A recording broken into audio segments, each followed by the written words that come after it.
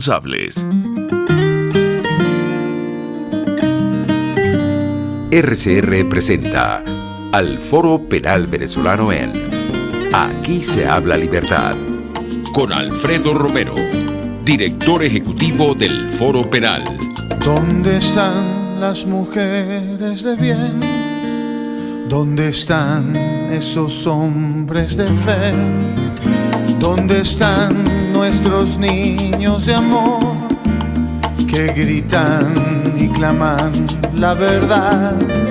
¿Quién para tantas balas el mal? ¿Quién para tanta arbitrariedad? ¿Quién para tanto odio y maldad? ¿Dónde están los soldados de paz? Por la vida doy la vida, por la paz doy amor, por respeto. Muy buen día. Gonzalo Imión Santomé, director vicepresidente del Foro Penal, aquí en esta nueva entrega, en esta nueva edición de este programa que tenemos todos los martes. Aquí se habla libertad, que nos concede en este espacio que nos concede RCR 750 AM. Por cierto, quienes nos quieran escuchar pueden hacerlo a través de rcr.tv, www.rcr.tv, y también pueden escucharnos a través del canal de YouTube de la emisora 750 AM, Radio Caracas Radio en Venezuela. Bueno, estoy aquí hoy en esta primera parte haciéndole el quite también a mi amigo, mi hermano Alfredo Romero. Estábamos los dos ahora justo en otro compromiso de estos virtuales, pues que se asumen en estas fechas tan comprometidas con este tema de la cuarentena. Y ahora me imagino que Alfredo se va a conectar también. De todos modos, si no puede, pues nosotros vamos a estar como todas las semanas hablando de lo que siempre hablamos, pues de nuestro tema de derechos humanos. Vamos a ver un poco cómo ha estado la represión política en nuestro país, vamos a ver un poco qué ha venido pasando, qué está sucediendo. Quiero hacer un breve comentario sobre unas sentencias que salieron la semana pasada, extrañamente, de la sala penal de nuestro muy sumiso, y hay que decirlo con mucha tristeza, pero es así, Tribunal Supremo de Justicia, pero dos sentencias que llamaron mucho la atención porque en esas dos sentencias se prohíbe que se juzgue a los civiles en tribunales militares, que es algo que nosotros desde el Foro Penal hemos venido denunciando desde hace mucho tiempo. Vamos a hablar un poquito sobre eso, vamos a ver cuántos presos políticos tenemos registrados en el Foro Penal a estas alturas, vamos a hablar también un poco de la cantidad de personas que tenemos sujetas a medidas cautelares arbitrariamente, también por motivos políticos. Vamos a ver un poco cómo han venido evolucionando las cosas en estos casos, pero sobre todo también quisiera conversar un poco sobre cómo ha afectado todo lo que ha sido este decreto de estados continuos de alarma en nuestro país, el tema de la administración de la justicia. En nuestro criterio, la justicia está completamente paralizada. Por más que de vez en cuando se realicen algunas audiencias en los tribunales, lo cierto es que el acceso a la justicia está sumamente limitado al día de hoy, y de eso pues también tenemos que hablar. Bueno, pues como pueden ver, son varios los temas que tenemos pendientes, son varias las situaciones que tenemos que conversar, que tenemos que de alguna manera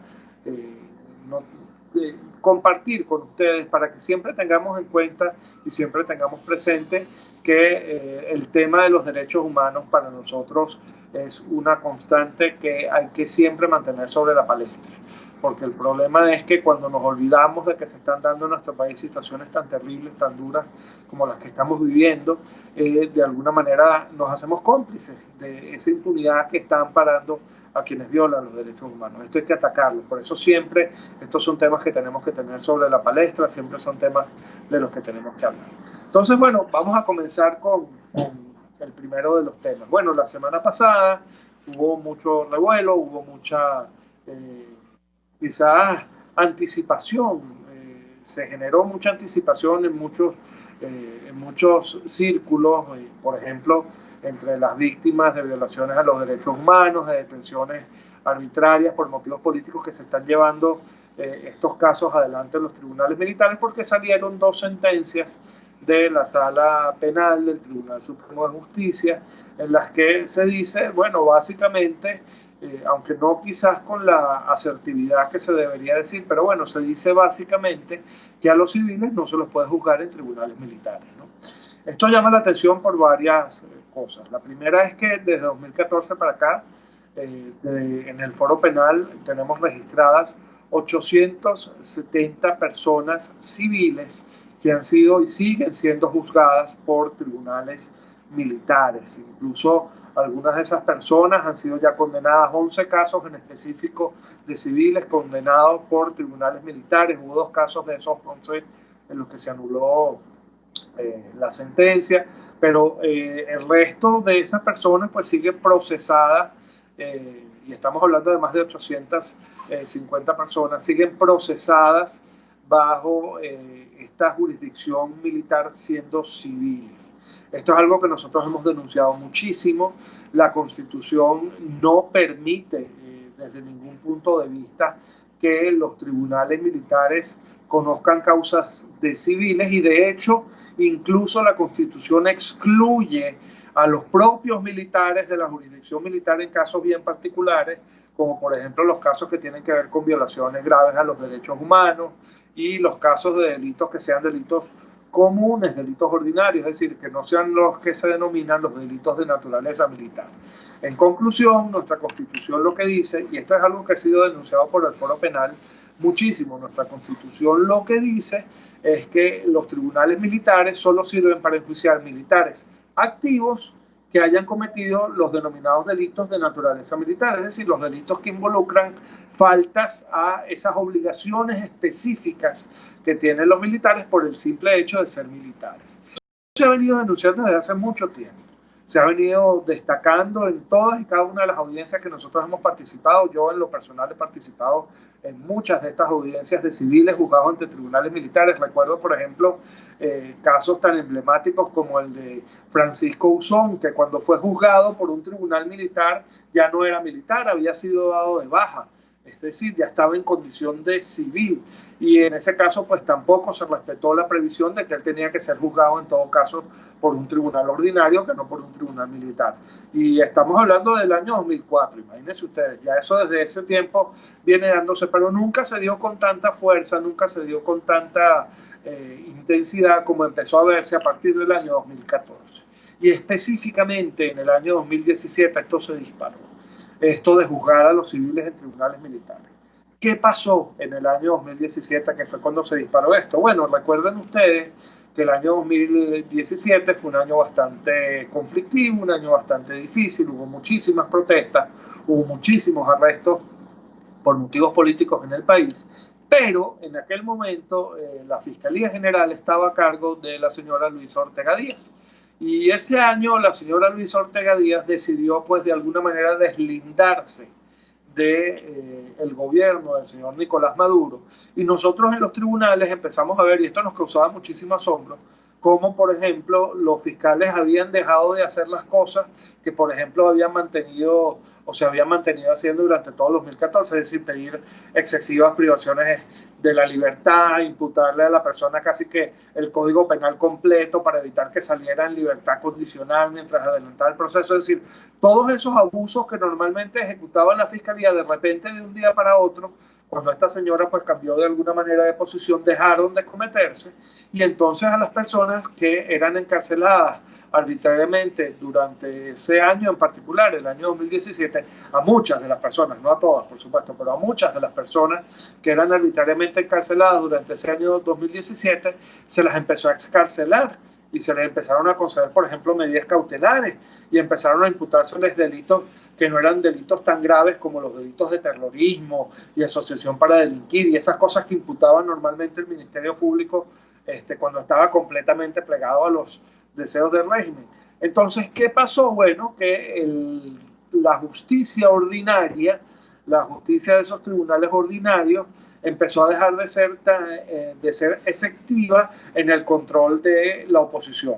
Acuérdense ustedes que lamentablemente vivimos en un esquema en el que en nuestro país los tribunales no sirven para lo que se supone que deben servir, que es para luchar contra la injusticia, contra la inseguridad, contra los desacuerdos que podamos tener entre nosotros como ciudadanos o entre nosotros los ciudadanos y el Estado, sino sirven básicamente como un arma de la intolerancia política.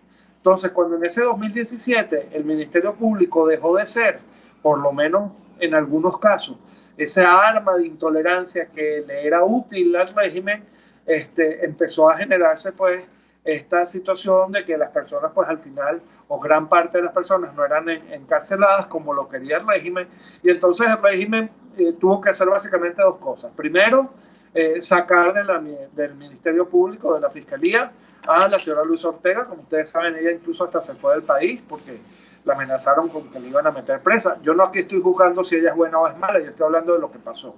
Y lo segundo que hizo el régimen en ese momento fue voltear la cara, voltear la mirada hacia los tribunales militares. Entonces dijeron, bueno, ya va, como no estamos controlando la jurisdicción ordinaria y ya la jurisdicción ordinaria no nos está sirviendo para consolidar nuestra hegemonía, nuestro control judicial sobre la ciudadanía que está protestando, vamos a voltear la cara hacia los tribunales militares. Y entonces empezó a pasar que un número muy importante de casos empezó a ser tramitado, incluso involucrando civiles, por los tribunales militares. Entonces eso fue lo que pasó.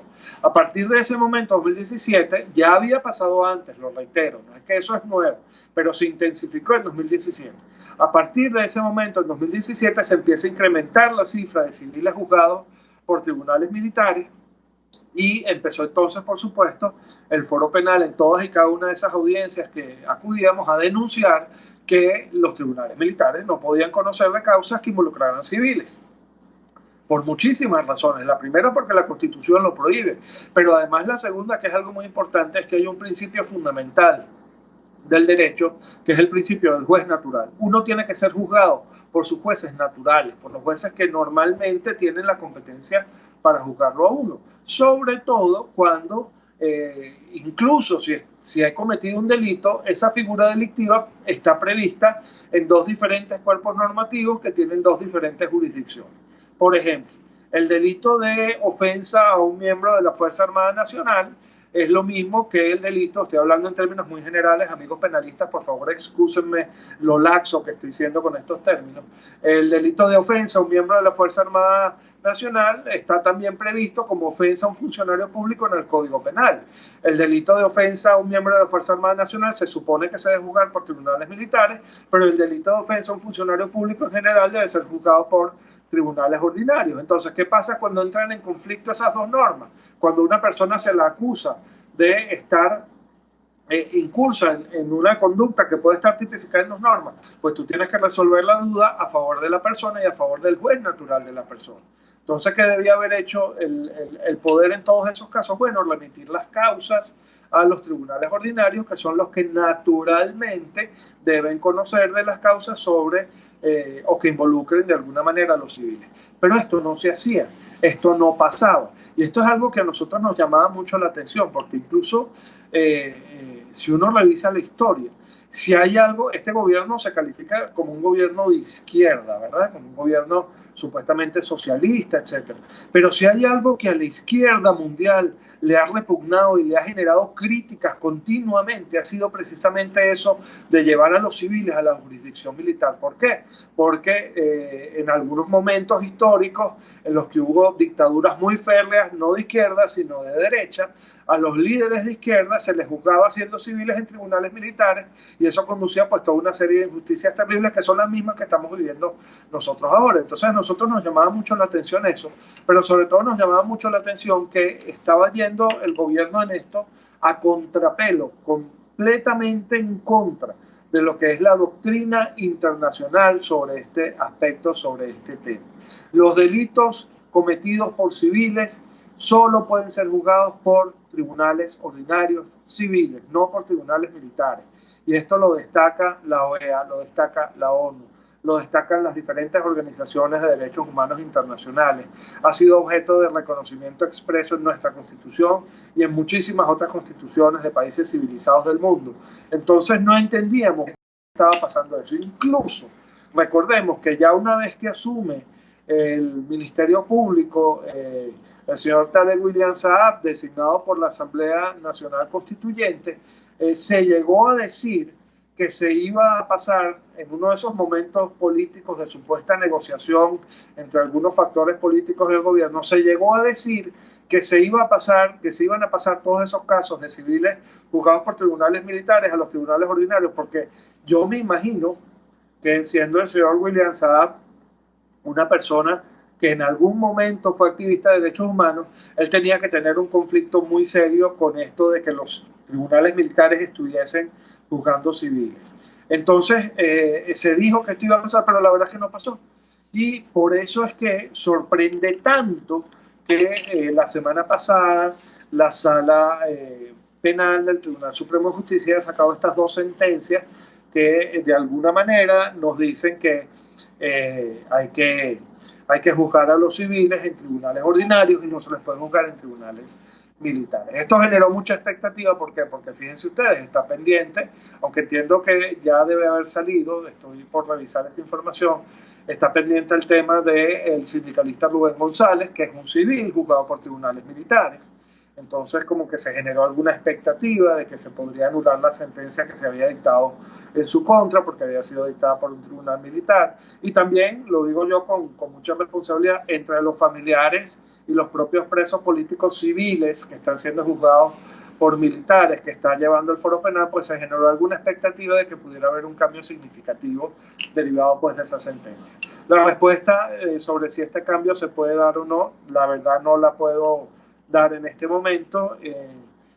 Si me permiten el comentario desde mi experiencia personal, yo no guardaría muchas esperanzas de que esto significara cambios, sino en algunas causas muy específicas y muy puntuales, seleccionadas estratégicamente, no por uno, sino lamentablemente por quienes tienen el poder. Y yo no me haría mucha ilusión de que esto pudiese ser aplicable a estos 870 casos de civiles que tenemos juzgados por tribunales militares de primera mano. ¿Por qué? Porque es que aquí tenemos que recordar siempre que la razón que impera no es la razón jurídica, no es la razón lógica incluso a veces, es la razón política. Detrás de estas dos sentencias tiene que haber un objetivo político y tiene que haber una intencionalidad política que está por revelarse, que estaremos por revelar cuál es en los próximos días, dependiendo del alcance que se le dé a estas dos decisiones.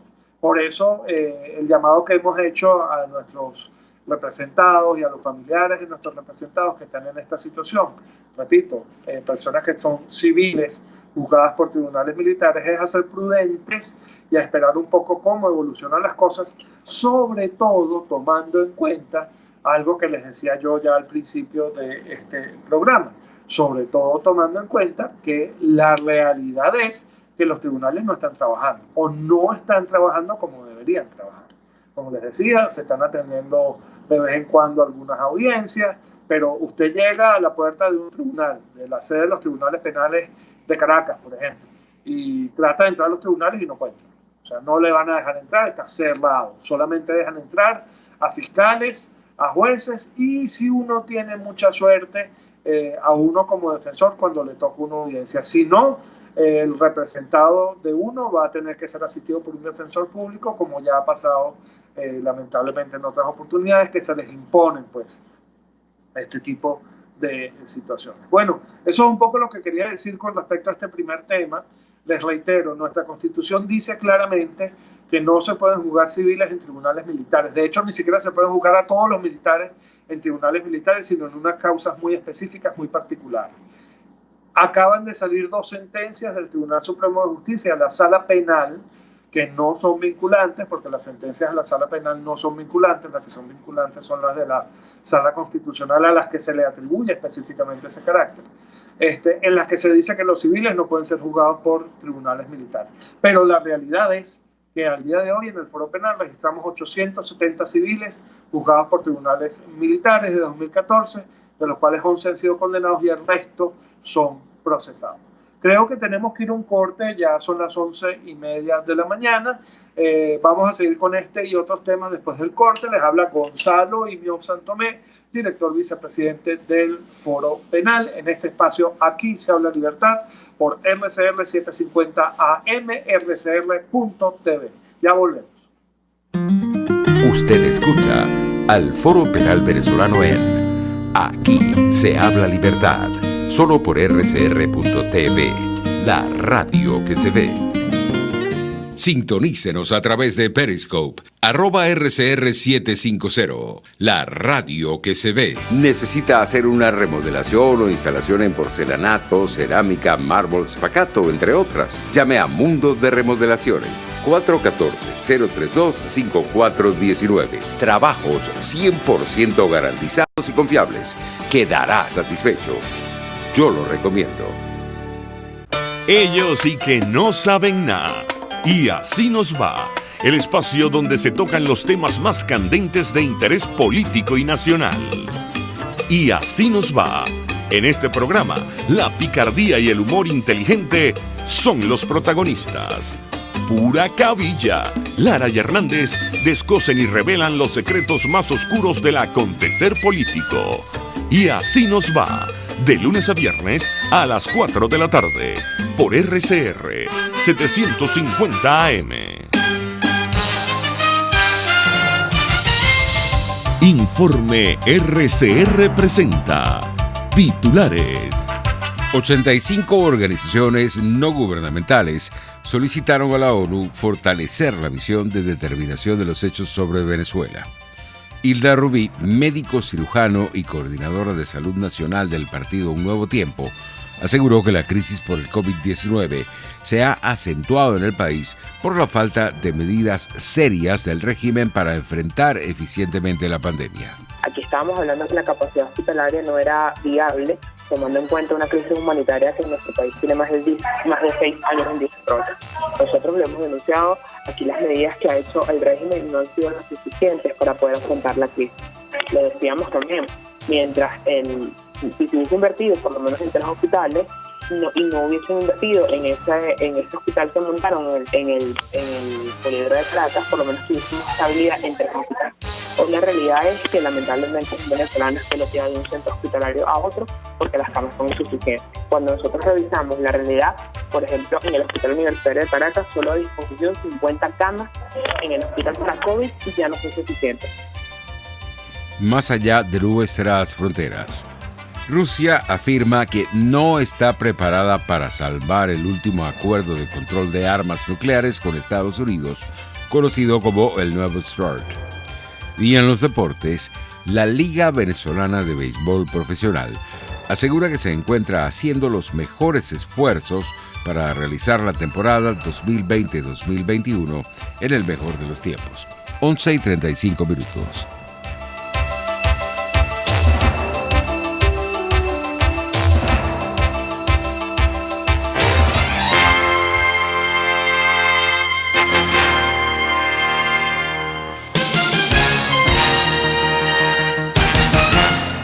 En Global Therap seguimos comprometidos con tu rehabilitación física. Te ayudamos a recuperarte de tu posoperatorio y en el alivio del dolor. Búscanos en el Centro Comercial Multiplaza Paraíso y a través de Twitter e Instagram. O llámanos por el 0414-390-7434. Y no olvides lavarte las manos con agua y jabón y cumplir con el distanciamiento social. Global Therap y despídete del dolor. RCR 750 AM. Porque lo bueno une.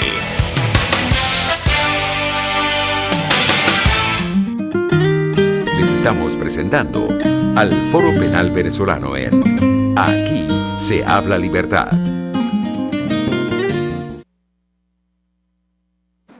Hola, muy buenos días. Estamos aquí de regreso en este espacio que le cede al Foro Penal RCR 750 AM.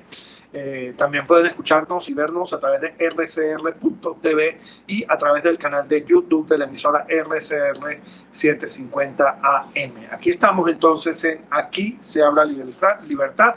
Les habla Gonzalo Rector, vicepresidente del Foro Penal. Por cierto, quienes estén interesados en conocer la situación de la represión política, la situación de los derechos humanos en nuestro país, al día de hoy pueden perfectamente hacerlo a través de nuestra página web www.foropenal.com www.foropenal.com y allí pues encontrarán la más actualizada revisión de cuál es la situación de la represión política en nuestro país al día de hoy. Acabamos, por cierto, de publicar el reporte del mes de julio de este año, en el cual pues hacíamos algunas consideraciones interesantes sobre qué está sucediendo en materia de derechos humanos en nuestro país al día de hoy. Bueno, quería comentarles entonces ahora sobre eso. Hablamos brevemente en el espacio pasado de lo que implicaría, lo que eventualmente pueden implicar estas dos sentencias de la Sala Penal del Tribunal Supremo de Justicia, en las que se dice que no se puede juzgar a los civiles en los tribunales militares.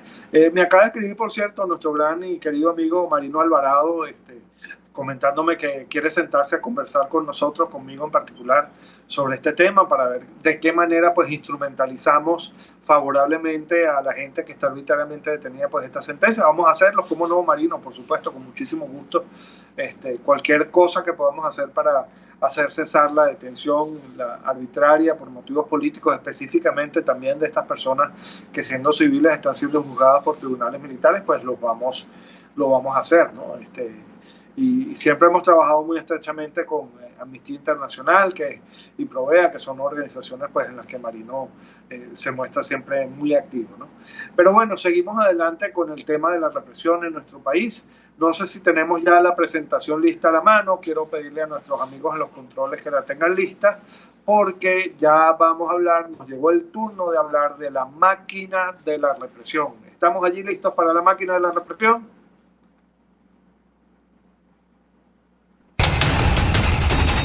La máquina de la represión.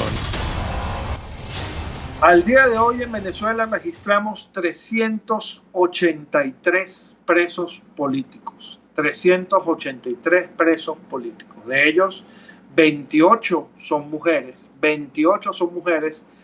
127 son militares y tenemos todavía presos políticos a 2 adolescentes. Esto es bien grave y bien particular.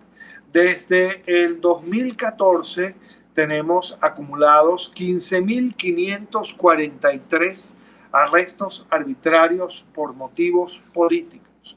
De estas personas, como ya les dije, 383 personas siguen presas, son presos políticos, y 9.221 personas siguen sujetas a procesos penales arbitrarios por motivos políticos, violatorios de sus derechos humanos, pero no presos, sino bajo lo que llaman las medidas cautelares, es decir, medidas de libertad restringida que no son privación preventiva de la libertad. En el año 2020, o de este año 2020, incluso con esta situación de pandemia y de cuarentena que estamos viviendo, tenemos ya registrados 283 arrestos, es decir, como siempre lo decimos, la cuarentena no ha implicado el cese de la represión no ha entrado en cuarentena. De estas 283 personas se ha logrado la excarcelación bajo diferentes modalidades de 158 personas, pero siguen aún detenidas 125 personas. Es decir, el 30% aproximadamente de los presos políticos de este año que tenemos registrados al día de hoy, de estas 383 personas que tenemos registradas como presos políticos al día de hoy, ha sido de este año. ¿Qué nos quiere decir eso? Bueno, que la represión continúa, la represión no ha cesado. Ha sido una represión que ha tenido quizás dos niveles importantes, dos niveles interesantes de estudio y de análisis. El primero, el de la represión selectiva. Se ha buscado específicamente a personas en particular para cumplir cualquiera de esas finalidades que nosotros hemos detectado que se cumplen en los casos de prisión, de arresto por motivos políticos, esas 5 finalidades. Se ha buscado a personas en específico de una manera muy selectiva, lo que ha demostrado que la represión se mantiene de manera selectiva. Pero también se han producido muchísimos arrestos por otros 2 conceptos que son importantes e interesantes de discutir y de analizar. El primero, por las continuas protestas que se están dando en nuestro país. No lo parece porque, claro, como estamos en esta situación de estado de alarma general, de cuarentena, etcétera, pues hay muy poco acceso a la información de lo que está pasando en diferentes partes del país. Pero lo cierto es que todos los días hay protestas importantes en nuestro país que tienen que ver con básicamente la ausencia, la carencia, la falta de servicios básicos, luz, agua, teléfono, gas, electricidad, gasolina, etcétera. Todo esto está pasando continuamente en nuestro país. Nos refería, por cierto, Pedro Arévalo, nuestro coordinador del estado Nueva Esparta, que en días recientes pues, se ha incrementado el número de protestas en la isla. Han sido muchísimas las quejas que hay, sobre todo por la falta de estos servicios básicos que se han materializado en la isla de Margarita, concretamente durante todo este periodo de cuarentena, y se han producido en los últimos días varios arrestos o un bloque de arrestos importantes precisamente de personas que están protestando, ¿no? La isla está prendida, así mismo nos lo dijo nuestro coordinador de la entidad, Pedro Arévalo, y esto es solo una muestra, solo un pequeño reflejo de lo que está pasando a nivel general en nuestro país. Entonces tenemos un primer bloque de gente que ha sido detenida de manera selectiva, un segundo bloque de gente que ha sido detenida por participar en diferentes protestas a nivel nacional, y hay un tercer bloque de personas que ha sido detenida por de alguna manera manifestar su queja, su protesta, su disconformidad con la manera en la que se está manejando el tema de la pandemia en nuestro país, gente que ha divulgado información que contrasta con la información oficial con respecto a qué está pasando con la pandemia en Venezuela.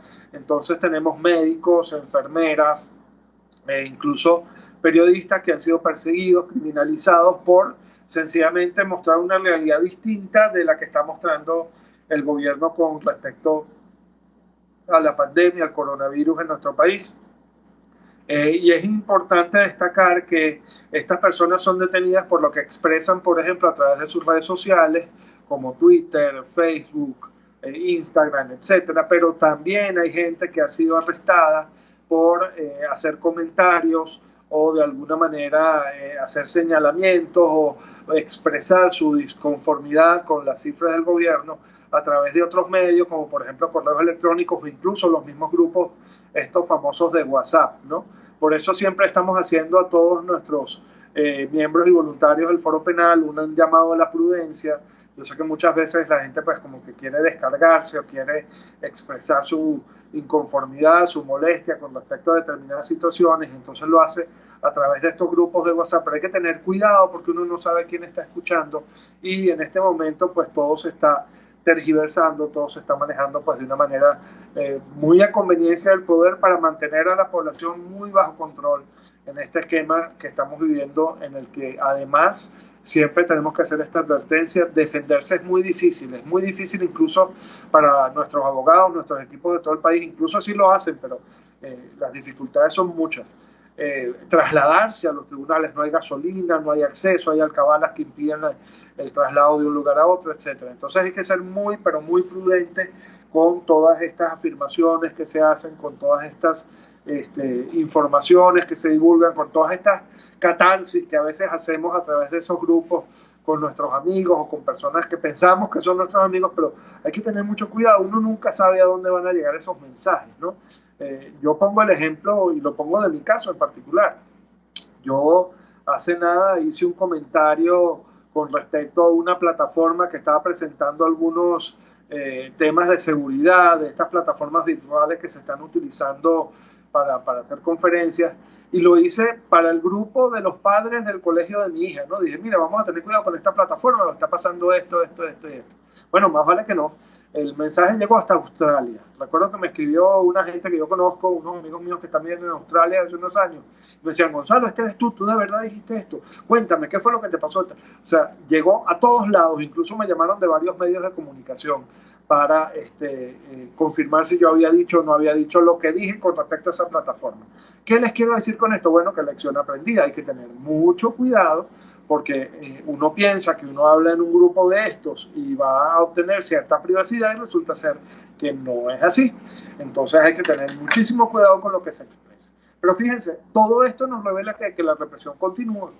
La represión continúa a diferentes niveles y lejos de minimizarse se mantiene, ¿no? El número de presos políticos promedio de este año, haciendo salvedades de algunos momentos, los que tuvimos algunos picos, se ha mantenido relativamente estable entre las 380 y las 400 personas, merced a este efecto de puerta giratoria que nosotros siempre comentamos, la estrategia de la puerta giratoria, según la cual, bueno, es verdad, a veces se excarcela gente y con una mano se les suelta, pero con la otra mano se les encarcela o se vuelve a encarcelar a otras personas, ¿no?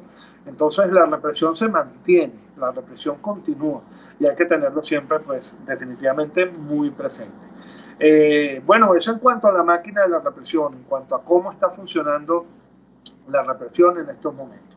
El otro tema que yo quería tocar hoy tiene que ver con el hecho de que, bueno, hay un comunicado firmado, por cierto, por más de 80 organizaciones de defensa de derechos humanos en nuestro país, en el que se hace un llamado a la ONU específicamente a mantener la observación y el trabajo de lo que se llama la Fact-Finding Mission, la misión de verificación o de búsqueda de hechos del Consejo de Derechos Humanos que está aquí en Venezuela. Bueno, está trabajando, pero ya aparentemente habría finalizado su primera parte o la primera parte de sus funciones. Bueno, varias organizaciones, más de 80 organizaciones, nos hemos puesto de acuerdo para pedirle a la ONU que se mantenga esta visión de verificación de los hechos, ¿no? Porque ha resultado muy útil, sobre todo para las víctimas de violaciones graves a los derechos humanos que han encontrado, pues, una institución o un organismo internacional que está escuchándolos y que está de alguna manera registrando lo que ellos tienen que denunciar, lo que ellos tienen que reportar con respecto a lo que han vivido o lo que están viviendo en el caso, por ejemplo, de los familiares de los presos políticos en este momento, derivado pues de la situación que estamos viviendo, ¿no? Ha sido bien difícil, por cierto, la tarea de estas personas porque, bueno, desde que se decretó en una primera oportunidad el estado de alarma en nuestro país que afectó directamente el ejercicio, bueno, de todas las funciones, de todos los desempeños de todos nosotros, ciertamente, pero también y muy específicamente del acceso a la justicia, pues ha sido difícil pues que estas misiones de verificación de hechos tengan contacto directo con quienes tienen que tener, lo que son las víctimas directas, por ejemplo, los presos políticos, ¿no? Una de las cosas que nosotros siempre hemos reclamado es que no solamente a esta misión, sino, por ejemplo, también a los delegados de la Alta Comisionada para los Derechos Humanos de la ONU, si bien se les permitió un acceso parcial a algunos centros de reclusión, al final del día no se les permitió entrar ni a la DIGESIM, ni al SEBIN, ni a las cárceles en las que, ni a Ramo Verde en específico, hablar con todos y cada uno de los presos políticos que tenían que hablar, etcétera. Es decir, no se les permitió el acceso pleno, completo, total que se requería para que pudieran pues hacer bien su trabajo, ¿no? Pero bueno, esto se ha visto agravado, se ha visto exacerbado por esta situación difícil que estamos viviendo derivada del decreto del estado de alarma, porque además el decreto del estado de alarma, lo hemos dicho muchas veces y lo vamos a reiterar, y es un llamado que hacemos a las autoridades.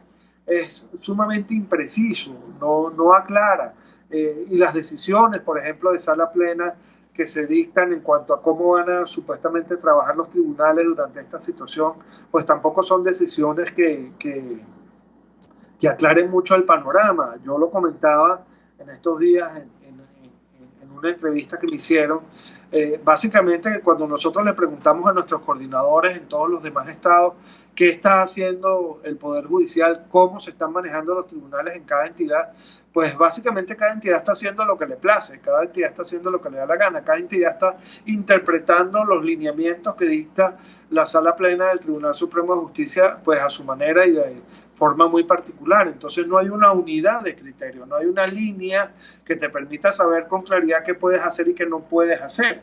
Y esto pues genera pues muchísima incertidumbre y afecta ese derecho fundamental que tenemos todos, que es el derecho de acceso a la justicia, ¿no? Es algo que es sumamente difícil de manejar y es muy complicado, sobre todo para las personas que están viviendo en carne propia lo que es tener en un contexto como este, de pandemia, de estado de emergencia que continuamente se renueva, de falta de acceso a la justicia, lo que es tener a una persona encarcelada. Varios familiares, por ejemplo, de presos políticos continuamente nos llaman o acuden cuando se puede a nuestras oficinas para plantearnos necesidades o para plantearnos solicitudes que debemos hacer ante los tribunales a favor de ciertas y determinadas personas, solicitudes que incluso en algunos casos son muy urgentes, pero a veces no se pueden hacer porque los tribunales no abren, los tribunales están cerrados, están funcionando bajo un esquema de guardias que es muy difícil de comprender y es sumamente arbitrario. Entonces, hay tribunales, por ejemplo, que despachan un día y luego no vuelven a despachar sino en 2 o 3 semanas más. Entonces uno no sabe qué puede hacer uno en ese tribunal y cuándo lo puede hacer y cuándo no lo puede hacer. Porque por otro lado, las decisiones de la Sala Plena del Tribunal Supremo de Justicia lo que dice es que los tribunales estarán supuestamente habilitados para tratar lo que ellos llaman los asuntos urgentes. Y uno se pregunta, bueno, ¿y qué califica como urgente? Porque cuando una persona está privada de su libertad, todo es urgente. Desde la solicitud más elemental de unas copias para poder sustentar un derecho a la salud de esas personas que están privadas de su libertad. Entonces, todo es urgente cuando tú estás privado de tu libertad. En consecuencia, debería aclararse bien qué se puede, qué no se puede hacer y de qué manera se puede actuar, cuándo se puede actuar, cuándo no se puede actuar en esos tribunales, porque esa indefinición, esa difusión en esa línea entre lo que se puede y lo que no puede hacer, lo que conduce es al abuso, a la corrupción y a la inefectividad. Al final del día, los que terminan siendo perjudicados, ¿quiénes son? Los justiciables y sus familiares que no encuentran respuesta en las autoridades como deberían supuestamente encontrarlas, ¿no? Bueno, esos son entonces los 3 temas que yo quería tocar con ustedes hoy. Lamentablemente Alfredo no se pudo conectar el día de hoy. Estábamos, como les decíamos, en otra actividad interna del Foro Penal. Estábamos conectados con varias decenas, casi 100 activistas y miembros del Foro Penal, no solo a nivel nacional sino internacional, pues precisando algunas actividades que estamos haciendo. Sí quiero recordarles a todos los que nos escuchan que estamos completa y absolutamente a su disposición. Seguimos en el Foro Penal de Guardia las 24 horas del día a través de nuestra página web www.foropenal.com, pues pueden encontrar perfectamente los datos sobre cómo ubicarnos y estamos pues atentos a llamar a sus llamadas, a sus solicitudes de apoyo legal gratuito en todo el país. Todos nuestros coordinadores y todos nuestros equipos, tanto de abogados como de defensores activos, están completamente de guardia en toda la nación y siguen de guardia y estamos a completa disposición de todos ustedes. Bueno, entiendo ya que por la hora nos toca cerrar el programa. Yo me despido a nombre de nuestro equipo del Foro Penal, a nombre propio, a nombre también de Alfredo, que no nos pudo acompañar el día de hoy. Me despido a nombre de la emisora RCR 750 AM, rcr.tv, también disponible a través de su canal de YouTube, y de todo nuestro equipo en la emisora, pues que hace posible que así sea a través de estos medios virtuales, pues estemos con todos ustedes todos los martes hablando del tema que nos compete, que nos ocupa, que es el tema de los derechos humanos. No dejemos que esta situación delicada que estamos viviendo nos haga olvidar que tenemos hermanos y hermanas en situaciones bien delicadas, en situaciones muy comprometidas que necesitan de toda nuestra atención, de todo nuestro apoyo. Acuérdense ustedes que el principal enemigo de un preso, de un perseguido, de un exiliado por motivos políticos es el olvido, y nosotros en el Foro Penal no olvidamos. Muchas gracias. El Foro Penal Venezolano en Aquí se habla libertad.